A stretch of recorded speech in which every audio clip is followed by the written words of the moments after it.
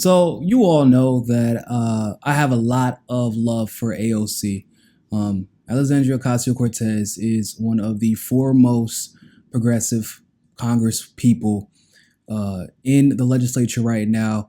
I believe she does have one of the biggest hearts in the legislature as well, and obviously one of the biggest hearts in politics.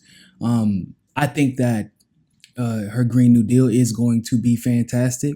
Obviously, the details of the deal are yet to be seen, but I do believe it's on the right track. And we do address a lot of key issues in the resolution, and as it evolves into a bill, I'm sure that we'll see even more address.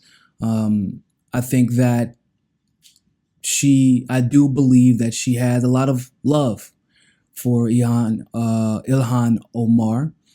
And I do believe that her intentions were good, but I do believe that there is a little bit of, if not a hint of selfishness and self-preservation in her moves regarding Ilhan Omar, excuse me. I've been pronouncing her name wrong this whole time, apparently. My bad. I don't like pronouncing people's names wrong, so I wanted to get that right. So her name is apparently pronounced Ilhan Omar. But so as you all know, Omar came under a lot of scrutiny for calling out the disproportionate amount of influence that Israeli lobbies, namely AIPAC, have on American politics. I know, right? It's weird that that would be such a controversial topic, considering basically they take a lot of pride in it. They hold these massive rallies, essentially, these massive fundraising rallies where presidential candidates go and speak in front of a bunch of AIPAC representatives, and it's like a huge deal. So the fact that Omar said this shouldn't have come as a lot of a surprise. But the context behind it is even worse, really. The context setting it up makes the reaction all the worse, because basically Republicans were attacking her. Republicans were suggesting that because she is Muslim, not this is an exaggeration, but because she is Muslim, that she is anti-Semitic. That's basically what Republican not leadership, but Republican representatives were saying. Obviously, that's not true. She denounced that immediately, and even said that she receives bigoted phone calls as well. So she knows exactly how that feels. And being a Somalian refugee in Minnesota, I can imagine that she had to deal with a lot of that. So these are attacks coming from Republicans.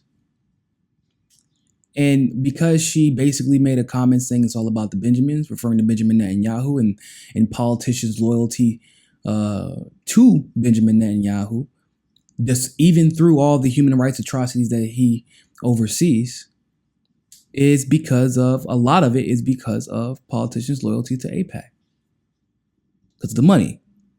I don't think once again, I don't understand how that's a revolutionary idea, because money in politics and the influence over money in politics has been a problem. And it's not only a problem with AIPAC, it's a problem with Saudi Arabia. It's a problem with the UAE in general. It's a problem with corporate lobbyists, right? Ilhan Omar didn't say anything that was like crazy, in my opinion. They keep saying, oh, it's an anti-Semitic trope. It's an anti-Semitic trope. There was nothing anti-Semitic about it. It was nothing that suggested that she or anyone else did not like Jewish people, or that that the Republicans or anyone else supported Jewish people because of money, like Jewish people because of money, because that's not the case. Israel, as a sovereign state, as a government, as a constant and continuous human rights violator, just like every other country that we overlook human rights violations with, we overlook them because of money. This is a fact, right? Israel is more of an interest of the United States. It has nothing to do with them being a democracy as much as it has to do with their placement in an area that contains the resources that we need to basically maintain our status as a global superpower. It's not really, the math isn't that difficult. Why do you think we overlook Saudi Arabia and their human rights atrocities and violations? We fund some of them, right? But then pretend we hate, that Syria and Assad is the enemy of the United States. So it's not really hard math. So you would think that, considering all the times Ilhan Omar has stood up for Alexandria Ocasio-Cortez, has stood beside her, has retweeted her, has defended her on Twitter openly. AOC's had photo ops with her and vice versa. They even have a documentary together, right? AOC was silent. She was silent. On Monday, when this whole thing transpired, she was silent. And I thought, well, maybe because actually I understand there is a benefit to sitting back, right, and observing and seeing if there is truly something to learn. Like, there are race issues where some people get so worked up, or even sexism issues where someone gets so worked up about defending themselves and feeling like they're being attacked, where they all of a sudden go on the offensive and never actually internalize anything that is being discussed, even if there may be legitimate value in what is being discussed, and that could be then turned into a learning experience. So they never actually go on they go on the offensive and attack, or go completely on the defensive instead of just saying, well, hold on, let me see what's being said. So I could have understood that, right? So if that was her reason for being silent, and then like later on she responds, because after everything has unfolded, we realize this is merely political games. This was literally the Democrats piling on and attacking Ilhan Omar from the right. They were piling on with Republicans, responding to critiques, that illegitimate critiques, no less, from Republicans. Noah Changa did a fantastic job of discussing this, calling out Hillary Clinton on Twitter. And basically, Hillary Clinton played stupid. Like, she didn't know optically what it looked like. Like, there was a lot of dog whistles being blown. This isn't the first time this has happened. The first Muslim Congress member also faced these critiques. Keith Ellison. Oh, he's anti-Israel, or he's anti-Israeli government, therefore he is anti-Semitic. And it was like, these aren't the only two Congress people that have critiqued Israel, mind you. But they are the only ones who are Muslim. And they are both black, and specifically, Ilhan Omar is a black woman from Somalia and a refugee. So you would think that AOC would step in and be like, oh, no, this is not how this is going to go down. Because like I said, if this was a white male, we wouldn't be seeing this type of attack. They may do some behind the scenes things to make sure they're not in office anymore. That I believe. But we basically saw, I remember I did the video the other day where I was discussing about how the black woman is really the most marginalized in the world. They become society's punching bags after a while, which is why a lot of them are so hardened. And it's made them stronger, but it's still the reality that we live in. And so when you don't have another minority you can punch on, and you're talking about a black Muslim, hijabi, Somalian refugee. Basically, nobody has her back but her people when you're coming into a foreign country where you're already being demonized because of something that had nothing to do with you. That's why it was so disappointing to me when I didn't see Alexandria Ocasio-Cortez say anything. And then when she finally does say something, because that's really why I was waiting to do the video, because I don't like to jump the gun. When she finally does say something, she was wrong. So in a tweet responding to Donald Trump, she says, unlike this president, Representative Ilhan Omar demonstrated a capacity to acknowledge pain and apologize, and use the opportunity to learn about history of anti-Semitism, plus grow from it while clarifying her stance. That was about the most danciest dance ever. And she said, I'm also inspired by Jewish leadership who brought her in and not pushed her out the hill. Also not true. They didn't, the Democratic leadership And the Republican leadership is in the Jewish community, and the elites of that community that are in the establishment wing of politics did not take her in. They berated her on Twitter and called her anti-Semitic.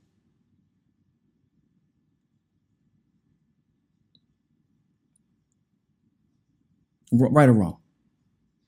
I mean, y'all, you saw it. If you haven't seen the video that I did covering it, I encourage you to go look at it. But you're saying, like, yeah, it's cool to be able to come at Donald Trump because that's the low-hanging fruit. In my opinion, that's intellectually lazy. At the bare minimum, at worst, it's disloyal. The correct response, in my humble opinion, is nah. She shouldn't have apologized, because money in politics is a problem. No matter what race, no matter what religion, no matter what ethnicity, no matter what country, no matter what corporation, money, big money in politics is a problem. Disproportionate foreign influence in our politics for their personal interests is a problem, because then our values and our morality and our ethics become compromised, as Israel has assuredly taken advantage of. Then she puts out another tweet later, because, like I said, it's easy to attack Trump. Trump is an idiot. Trump has absolutely no room to talk. Talking about, oh, you should resign. Get the boy. Who did you see your campaign? Have you heard some of the things you've said? All those dog whistles, and every time somebody called you out for your clear dog whistles, your clear racist displays like that, only people who are just naive would not believe it. And there are a lot of naive people in this country, don't get me wrong, but anybody who knows how racism works knows when you're being blatantly racist to further your own policy and to increase your personal popularity. But then when people call you out on it, you're sensitive. We're sensitive. Everybody's sensitive. They're just attacking me. They're demonizing me because they're sensitive. The words that I'm saying aren't racist at all. You called all Mexicans rapists. They're sending over their worst. Basically saying or implying, oh, the immigrants coming over here are the worst immigrants of Mexico. But when she says AIPAC, she gotta go. I demand that she resign. Shut your snowflake. Boy, I can't stand people like Trump. The most sensitive people that talk. That's what bullies do, though, right? This is a brief aside. That's what bullies do. They talk the most shit. They pop up after mouths, but they're really soft. They're snowflakes. The moment they're actually confronted with legitimate critique, they don't know how to handle it. When they have a legitimate enemy, when they have somebody who can stand up to them and buck up to them and isn't afraid and won't back down, they don't know how to handle it. And that's exactly what Trump is. So let me just go ahead and say that, because that boy had no nerve talking about resign. All these Republican politicians. We heard a Republican politician in the Midwest saying that black people can't handle weed. They would go crazy on it. Therefore, it can't be legalized. You supported what's that fool's name in Alabama? I always forget. Roy Moore. You supported Roy Moore. Good God Almighty. His own comments, he didn't even care how racist they were. I mean, come on, bruh. Let's not. If you're gonna play your game, but let's not play stupid at the same time. That's a different discussion for a different day. AOC's next tweet regarding the issue. Lots of people. So somebody said, it's truly wild how non-Jews feel comfortable telling me what is and isn't anti-Semitism. If you're not a Jew, please try and listen to Jews sharing how they feel. Not all reactions are in bad faith. So Alexandria Ocasio-Cortez doubles down basically on what she said earlier about the fact that Ilhan Omar should have rightfully apologized, which I don't agree with, but says that lots of people here proclaiming to be woke, trying to police communities on what they are and aren't allowed to be upset by. Now, I will say this. She said, let me continue. She said, I'm proud that Ilhan raised the issue of lobbyist money in politics and equally proud of her sensitivity to communities. Both are possible. That was once again a weak response.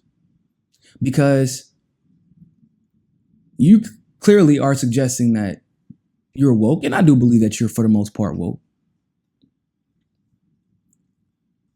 But lots of people claim to be woke, trying to police communities. No, we're not trying to police communities, because let's be very clear about something. If you've done your research, which you live in New York, so I'm sure you have done your research. I've seen your stances. I've seen your stances on Israel and Palestine before you got elected. So I know you know. Not every Jewish person. In fact, I will go and say about half of the Jewish community in this country, they don't support what's happening in Israel and Palestine right now. Just want to be very clear about that. So it's one thing you're talking about like a fringe group of Jewish people. But that's like the Kamala Harris situation, right? So they're saying, oh, black people, there's the fringe group that is trying to pounce on the agenda, the black agenda of Kamala Harris, right? Trying to say anything that if you would disagree with her, if you fight with her, if you call her out for her legitimate problems, her legitimate issues as a candidate, then you're racist. Then don't tell black people should, or you can't say nothing if you're not black. They're like, whoa. You're saying that she's where everybody else is racist for calling out a fact about her actual life, her actual record. And most of if not most of the black community all see the flaws in Kamala Harris' record. And so it isn't the entire community up in arms. It's not even most of the community up in arms.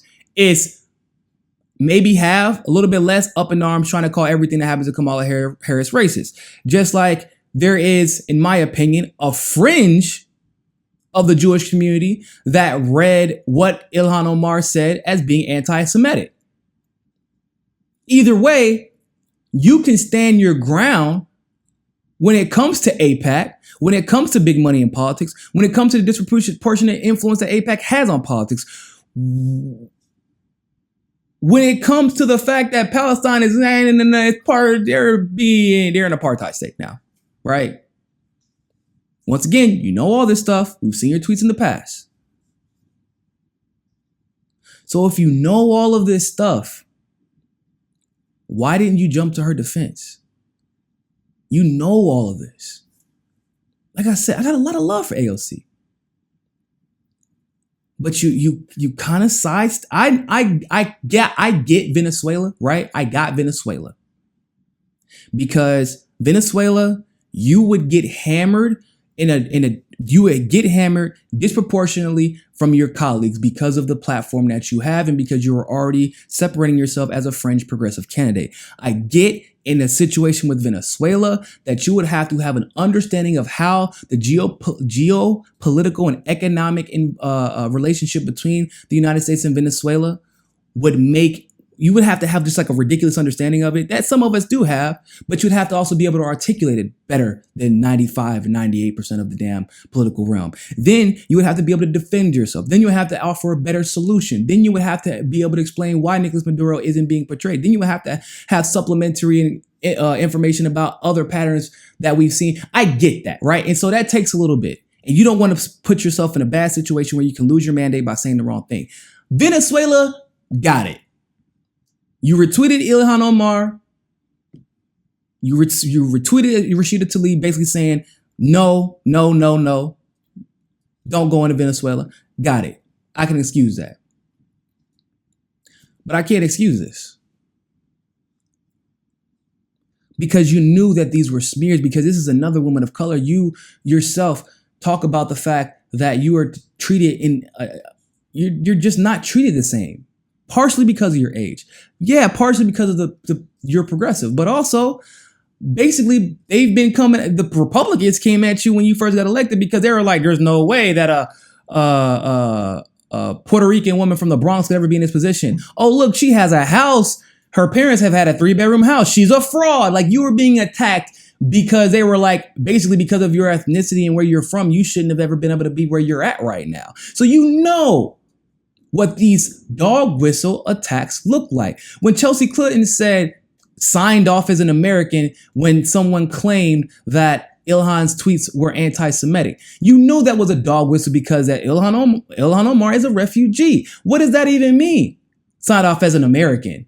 What does that have to do with anything we're discussing right now? Those are dog whistles to basically dehumanize us versus other. It was an attempt to other Ilhan, individualize her and separate her. And you left her high and dry.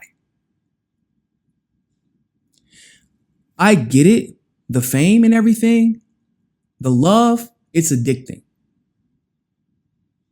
We see it with pop culture all the time. But if you are not careful, you will fall into the trap of trying to please everybody, which will mean eventually you won't please anybody. The law of diminishing returns. You got to take a side. And you have, when it comes to your values, when it comes to your ethics, when it comes to your morality, when it comes to your personal convictions, you have to stick through them, because that is truly how you become great. That is how you become the best version of yourself. Bernie, isn't getting it. He let me down too when it came to this. But just as an aside, Bernie Sanders, for a long time, he got it wrong. He misstepped, but he was consistent in his values and was pushed to the side and wasn't always. We see the end result. You had your career sped up now, but here is something that you and Bernie have in common as we speak right now. It looks like you're both more worried about protecting your legacy and not being attacked than you are about being true to your convictions in situations such as these. Whether it be Venezuela, whether it be Ilhan Omar getting attacked like that. I'm not saying that she's a bad person. No, not saying that at all. I'm not saying I don't support her, so don't read it as that either. But what I am saying is you can't be a people pleaser and be on the right side of history. And Ilhan's gonna probably look back at this like that tweet did not age well. Like the tweet only got, both of the tweets, one got 12,000 and the other one got 16,000, which for AOC is not a lot. She gets like 30,000, 40,000, 50,000, 100,000 retweets and likes. But the comment section underneath, listen, just briefly, I want to go on. I feel like I'm on a tangent right now, but look, I just felt really strongly about this. People say, this is Freckle_red. Yeah, all reactions were in bad faith. Shame on anyone trying to shame the first hijabi in Congress. This is an Islamophobic attack, and shame on anyone who doesn't stand up and call it that. This is Winning Words Pro. I am beyond appalled that the Democratic Party dragged a Muslim woman allegedly on my behalf as a Jewish person. It is unconscionable. And to see Little Miss Not a Jew come out and join them makes me want to hurl. Somebody else, Buffoon Lessons, egregiously bad take on this issue. Other people will stand with Ilhan, boycotts work. God, this is disappointing. This is disappointing, AOC. You know that this was just an attack on a fellow progressives, and I hope that you're just playing politics, but remember that you will be next. That is so true. As a person who was a victim of literal lies because of your Green New Deal, people circulating false documents about you because they thought they can get away with it, I would figure you would jump on board. AOC, how many lobbyists have you met with? She doesn't take corporate money, so that's silly. This isn't it, AOC. This take is so bad. Also, at some point, you will have to clarify where you stand on Palestine and BDS. With all due respect, get the fuck out of here with that motherfucking bullshit, hermana. It's not anti-Semitic to point out that Israel does some shady, horrible thing. This is, in the comments, this is 2,000 comments that go on forever. Of no.